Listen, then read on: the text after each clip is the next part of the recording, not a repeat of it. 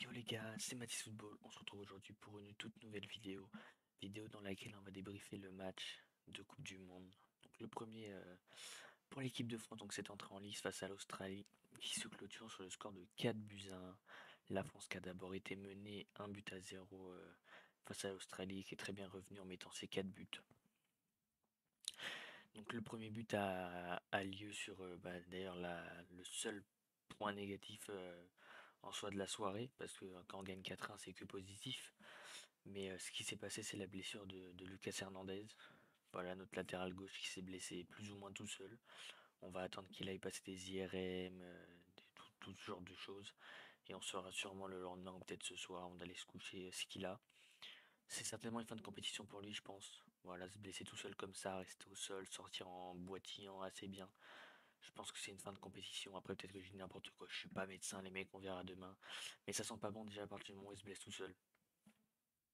Donc ça sera à voir demain. Ensuite, donc c'est là qu'intervient le premier but. Voilà, après, je trouve quand même que sur le but, Pavard est un peu à la ramasse. Mais bon, c'est un peu comme d'habitude. Pavard à la ramasse, voilà, qui ne joue pas à son poste. Va falloir s'habituer. Ensuite, on a l'égalisation de Rabiot. Voilà, Rabiot qui fait un super match. Voilà, sur une très belle passe de Théo Hernandez. D'ailleurs, Théo Hernandez qui a fait un très bon match en rentrant à la place de Lucas Hernandez. Donc voilà, cette tête de Rabiot. Juste derrière, 5 minutes après, le but d'Olivier Giroud, pareil, sur un gros pressing d'Adrien Rabiot.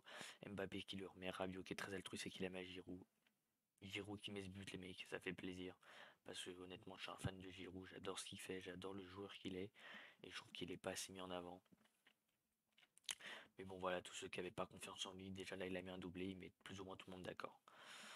Ensuite, on a ce but légal Kylian Mbappé. Voilà, le match qui est revenu sur un tempo plus délicat, plus posé. Et on a ce but de Kylian Mbappé, voilà, après une super passe de Dembélé, voilà, petit enroulé pied gauche là, et puis la tête de Kylian Mbappé qui va bien la chercher.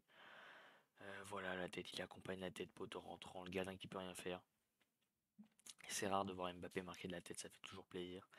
Et ensuite, juste après, on a ce déboulé de Kylian Mbappé, voilà, une double accélération, il accélère une fois, il s'arrête un peu, il réaccélère pour déposer deux défenseurs, ce centre millimétré sur la tête d'Olivier Giroud, et ça fait deux buts pour Olivier, qui égale le record, les mecs, je rappelle, de Thierry Henry, bien évidemment, 51 buts pour lui.